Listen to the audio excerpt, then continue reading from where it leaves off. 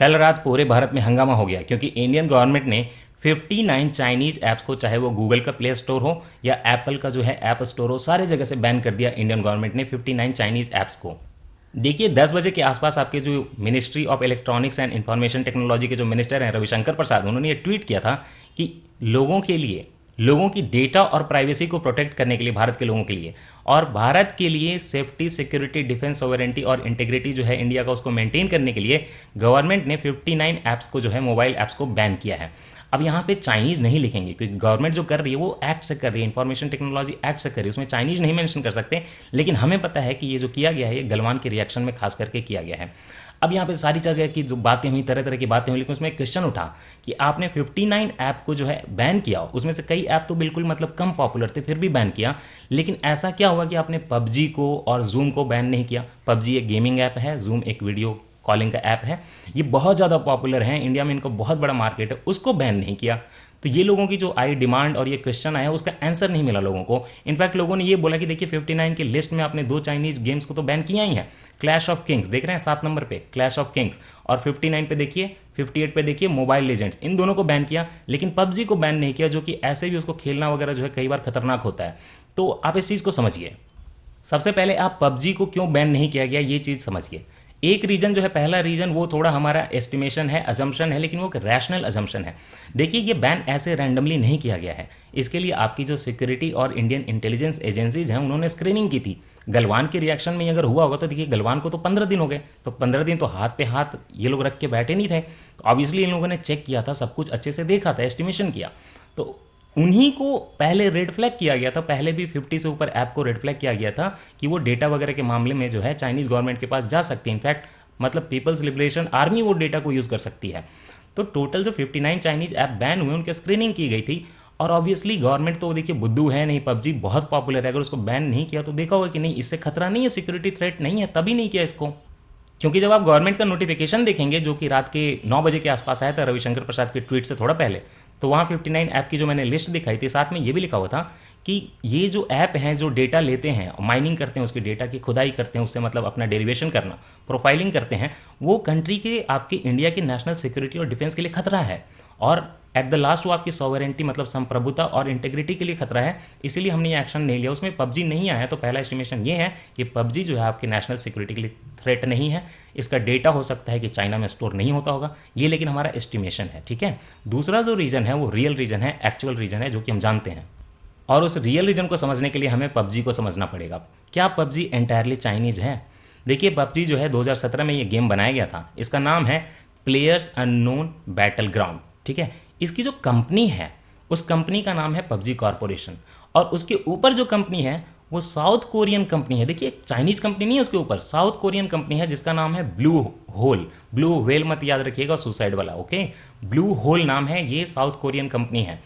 अब इसको बनाया था, बनाने के लिए मैं बता दूं, इसको बनाया था ब्रेंडन ने, देखिए चाइनीज़ नहीं है, ब्रेंडन ने बनाया था काफ़ी पहले 2017 में जो है पबजी, ये आपका ब्लू होल ने पब्लिश करना शुरू किया। होता क्या है देखिए, चाइना कैसे पिक्चर में आती है, उसके पहले आपको ये भी जानकारी दे दूं कि ये जो पबजी गेम है 2000 में जापान की एक मूवी आई थी बैटल रॉयल, उसी पे बेस्ड है, आप नाम में भी देख रहे हैं, प्लेयर्स अननोन्स बैटल ग्राउंड्स। तो चाइना कैसे इस पिक्चर में आया? देखिए एक टेंसेंट गेम नाम की कंपनी, आपको पता ही होगी, ये बहुत सारे गेम को है पब्लिश करती है। इन्होंने, चाइनीज़ कंपनी है ये, चाइनीज़ कॉन्ग्लोमरेट है, मतलब ढेर सारे इसमें कंपनी जुड़ी हुई हैं। टेंसेंट ने क्या किया कि ये साउथ कोरियन कंपनी है जो ब्लू होल, उनके साथ थोड़ा कोलैबोरेशन किया, और उन्होंने बोला कि आपका जो ये साउथ कोरिया में गेम है इसको हम लोग चाइना में पब्लिश करेंगे, ठीक है, अच्छी बात है, चाइना में डिस्ट्रीब्यूट करेंगे, और उससे जो हम पैसा कमाएंगे आपको भी देंगे और हम अपनी प्रॉफिट लेंगे। तो ब्लू होल ने बोला कि ठीक है, हमारी चीज़ों को पब्लिश करो, हमें पैसा दो।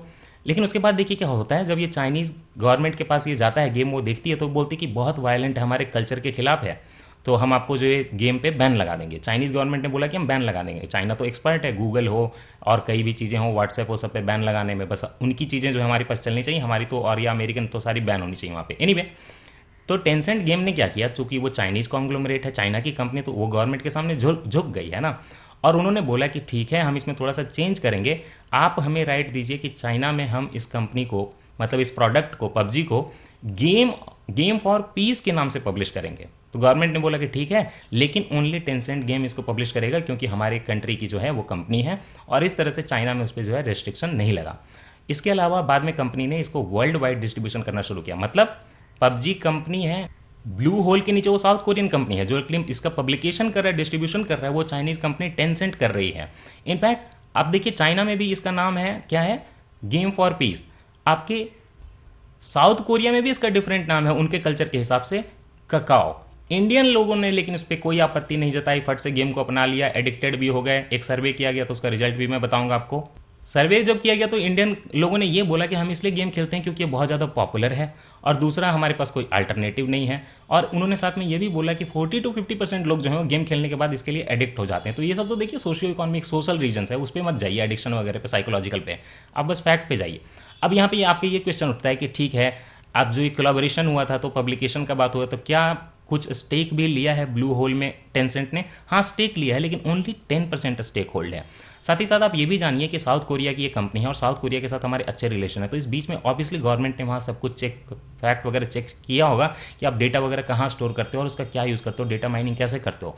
तो ये बहुत अब मुश्किल है कि इस पर PUBG पे बैन लगेगा। गवर्नमेंट ने ऑब्वियसली इसको बहुत चेक किया होगा, तो ये रीज़न है इसके ना बैन होने के।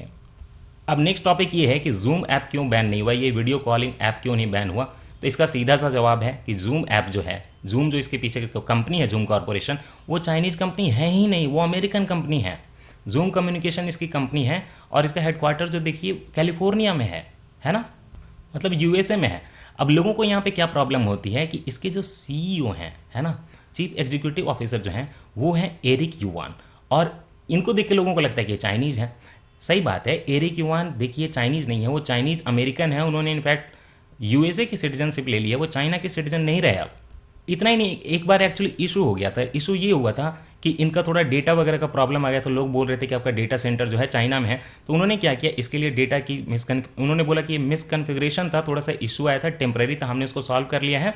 और बाद में इन्होंने एक कंपनी से थोड़े देखिए टाइप किया की बेस से, और इन्होंने अपना ये प्रॉब्लम सॉल्व किया।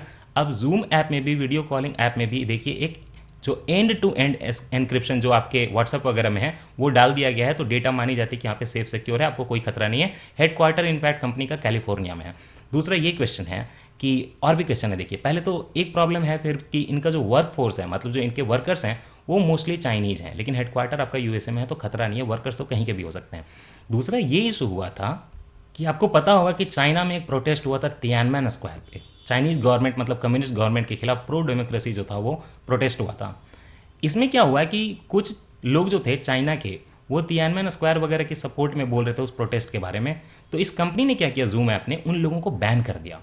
तो कहीं ना कहीं ये पता चलता है कि ये कंपनी जो है चाइनीज़ गवर्नमेंट के सामने जो है झुक गई है ना, डेमोक्रेटिक वॉइस को दबा दिया इसने। तो जब इसे पूछा गया CEO से, तो आपने ऐसा क्यों किया, तो उन्होंने बोला कि देखिए चाइना में जो हमारा पब्लिकेशन हो रहा था, चाइनीज़ गवर्नमेंट को प्रॉब्लम थी, तो हमने गवर्नमेंट को रिस्पेक्ट करते हुए लोगों पे ये बैन लगा दिया। लेकिन ये क्वेश्चन उठता है कि ये कंपनी दब गई चाइनीज़ गवर्नमेंट के सामने और डेमोक्रेटिक वॉइसेस को दबा दिया, तो ऐसी कंपनी को क्या हमें डाउनलोड करना चाहिए, आप ये सोचिए। दूसरा, आप मुझे ये बताइए कि ये जो तियानमेन स्क्वायर है वो कहाँ है और ये प्रोटेस्ट कब हुए थे। कमेंट में आप मुझे ये भी बताइए कि टेलीग्राम का आप बहुत यूज़ कर रहे हैं ना, हमारा चैनल भी आप ज्वाइन कर सकते हैं, स्टडी फॉर सिविल सर्विसेज को टेलीग्राम पे फ्री चैनल है। पेड कोर्सेज वगैरह भी आप ज्वाइन कर सकते हैं, उसके लिए नंबर्स होते हैं, आप उस पर कॉल कर लेंगे। लेकिन आप ये बताइए कि टेलीग्राम कहाँ की कंपनी है, उसमें जो लोग काम कर रहे हैं वो कहाँ के हैं। आप साथ ही साथ ये भी बताइए कि व्हाट्सएप कहाँ की कंपनी है, और आप मुझे बताइए कि इनके अल्टरनेटिव्स क्या हैं इन वीडियो कॉलिंग ऐप के और चैटिंग के, ताकि मैं जो है, जैसे WeChat है उस पर बैन लगा दिया गया, तो आप इनके अल्टरनेटिव बताइए कमेंट में, ताकि मैं अगला वीडियो बना सकूं कि क्या अल्टरनेटिव है चाइनीज़ ऐप्स के।